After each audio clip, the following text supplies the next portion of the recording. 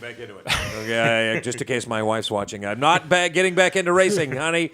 We're back live from the Dignity Health Studio. It's the Baco Motorsports Power Hour brought to you by Budweiser, a sign factory in the Bakersfield, California, where we've been covering motorsports since the very beginning. And coming up now, Scott Schweitzer's here from the Bakersfield Speedway. Good to have you on the program. Thank you. Appreciate I haven't it. seen you in a while. I know. Last time I walked out, I was carrying Kevin Harvick. Had to hand me that giant trophy. Big, huge trophy. And I escaped with it because some people wanted it back, was my understanding, but that's the way it goes. What's going on out at the track? Just dirt track racing every Saturday night. Getting close to wrapping up the season. Got a big 2-day Bud Nationals coming in October. So, And this weekend, mini stocks. this weekend's That's fun to watch, man. Yeah. You can it's a little the speeds are lower, and it's a little bit sloppier, which makes it a lot more fun to watch.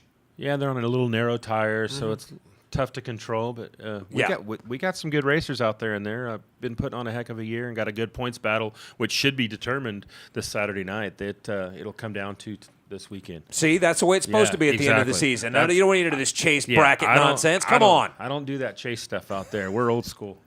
She had the midgets coming back for their second race of the year. Yeah, USAC midgets will be here. We got quite a few local contingencies that are running out there, so it'll be good to see some Bakersfield people out there in midgets, and then also the Ignite midgets, and also some Bakersfield people in there as well.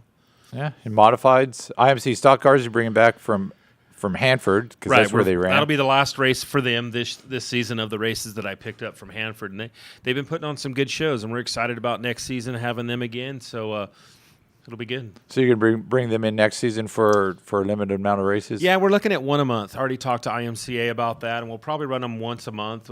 Hanford obviously is opening back up, so they'll have them as well. We don't want to overdo it, so about one a month next year. And you have a lot of guys going from here that are hauling up to Hanford to race up there?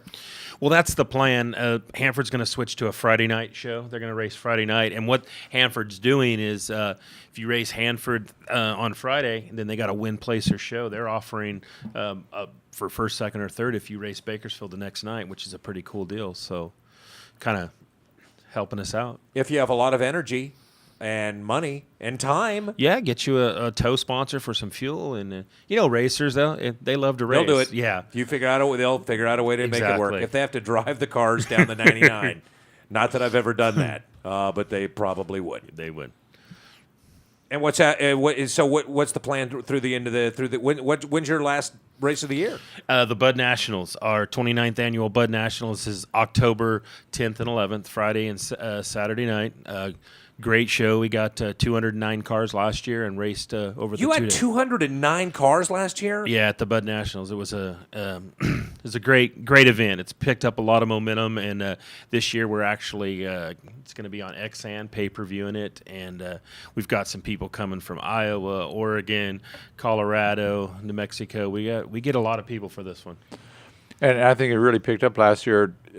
Pretty good late model count, and your modifieds, I think, were over 40, 48 mods, something like that. We get in the high 40s of that, and the thing about it is what really picked the momentum up was when I split the show. It's 2 separate shows now for the late models and the modifieds, and that makes them, if the guys have a bad night on Friday, they're not stuck way down on the ladder.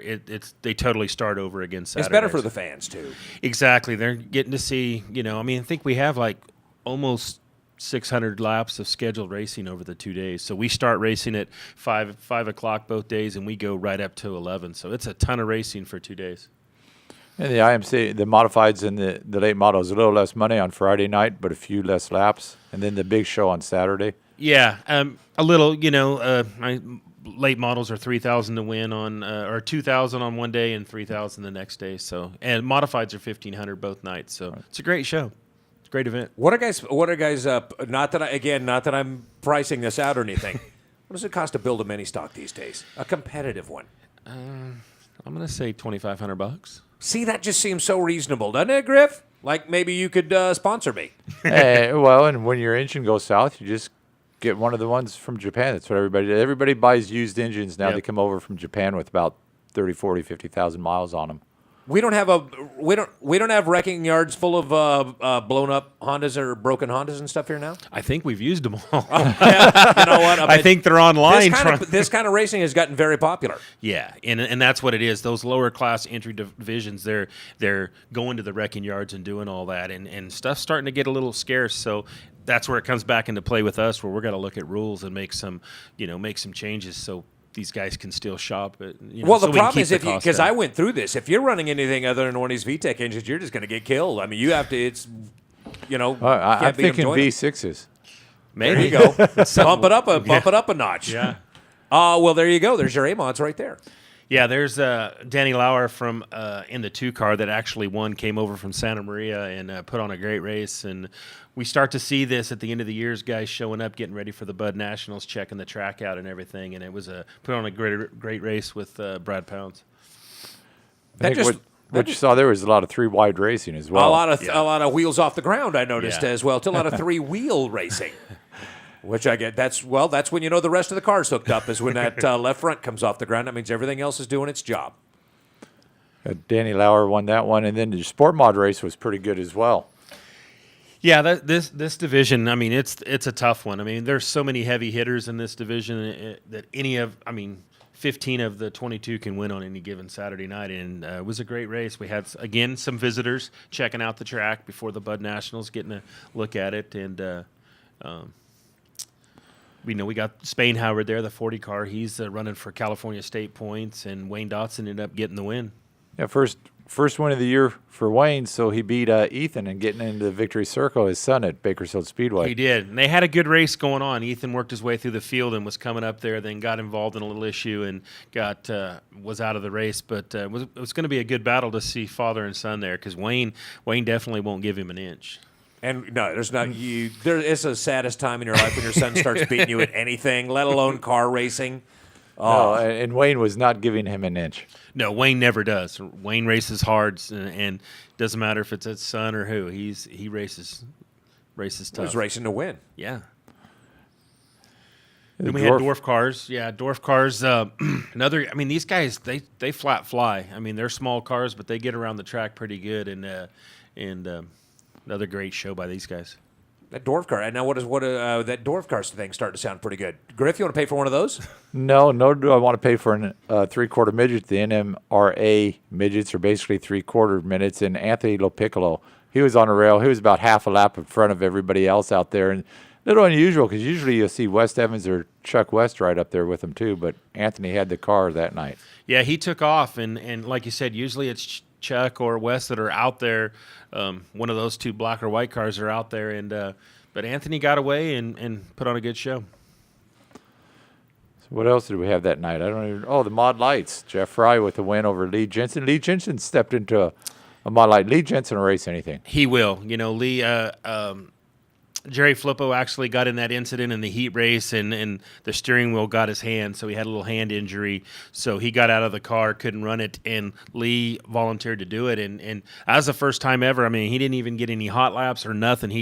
We gave him a couple laps while we were lining him up to learn the car, and then here he goes off and finishes second. So, again, that division's building. It's going to be a little bit light. We know that. It's growing. So, And a big field for your senior mini dwarfs there with Caden Cochran coming away, beating Anthony Balcazar, which is no easy feat. No, Anthony's been dominating the year, and I think that's Caden's first main event win out there. It was a great race between those two. They had a couple of late cautions that keep bundling them back up, and Anthony tried him on every restart, but they're pretty close, and I know that Sonny Simpkins was sitting back there in third those last 2-3 laps, looking at those 2 guys going at it, thinking, I've got it here, I've got it. Just waiting for them to take each other out, but it never happened, and it was a great run for Caden.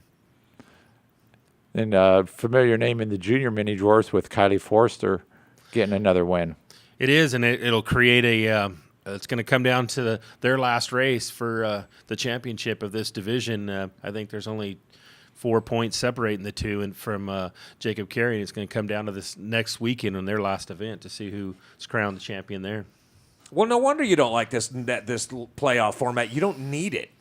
Not in the dirt world. We've got some great points. Those things have a battle. way evening Yeah. themselves out toward the end of the season, don't they? It does, yeah. But I understand why NASCAR does it again. I'm not trying to be the mean one. No, we're trying to make you sound like the mean one. I don't know if you could tell that or not, but that was kind of the plan. You get from the it get-go. in the mini stock race coming up this week that's going to decide the championship. Tina Bell is leading, but there's 3 drivers. It's with a shot at the title. Yeah, I mean, it's just basically how they finish on the tracks may end up how the championship works out. So it's going to be an exciting race for those 3. So see, this isn't the race where you want to have your flat tire or a little hiccup with the engine or anything. Not this time of the year. That's right. And Gary Spiller, I mean, he was down a little bit, but has worked his way right back into the picture. So, Tina's been working hard all year long, and we'll come down to Saturday night for this division. That's a lot of pressure when you race all year long and it comes down to One race. What comes down to one race? Yeah. That's a tense week for anybody. Yeah, That's when you find out what you're made. When you can be cool under pressure and get in that car after not sleeping for 3 or 4 nights beforehand. Yeah, but that's what makes it great. That's what makes racing great. Yeah. And you'll see all of it happen out there at the Speedway. Then you've got the following week. American stocks come up for their final race of the year, isn't it? Yeah, we have modifieds, or I don't know. Or it's 2 weeks for the American stocks. That'll be the last. The last race, the 27th, the American stocks, the hobby stocks, sport mods, they'll all come up for their championship night. Their championships. Then I think the American stock division is really close between Absolutely. Brian Childress and is it Dakota Brown. So there's another See, really how does close it all race. work? Always seem to work out there. There's never somebody who's already run away with it and won the thing. It's always, it's a lot of drama at the end. It's beautiful. Well, man. with dirt racing, I mean, you get flat tires. It's a lot of equalizing factors. Yeah, there's a lot of things that changes the points up throughout the night. So, well, that's what makes it great. Yep. All right, Mr. Schweitzer, we appreciate your coming by today. Griff, you got anything else you need to throw in? We got about half a minute to go. Well, I got a minute to go. No, it's pretty good. It's just that it was Lewis gone today. I didn't even know. It was kind of nice, wasn't it? Kind of refreshing. I just saw him walk by, which is a little bit weird. I thought, wait, hold on, what's going on? We'll see what happens next week. You guys do this every week, right? Yep. We try to. Yep. I'm always long. You're cutting into my nap time right now. I figure you're out eating salads by this time. It could have. Well, you know what? Texas 28's probably open by now. Well, join us back here live next week. Us could be. You don't know. Could be nearly anybody in here. And we'll have coverage of everything that we got. That big race at Loudon. Oh, well, now this chase format, all the races are big for the rest of the year. You don't want to miss any of them. So tune in next week. We'll be right back here at the Dignity Hill Studio. It's Baco Motorsports Power Hour, and we appreciate you guys checking out. By the way, brought to you by Budweiser, Sign Factory, in the Bakersfield, California, where we've been covering motorsports since the beginning. You guys have a great day.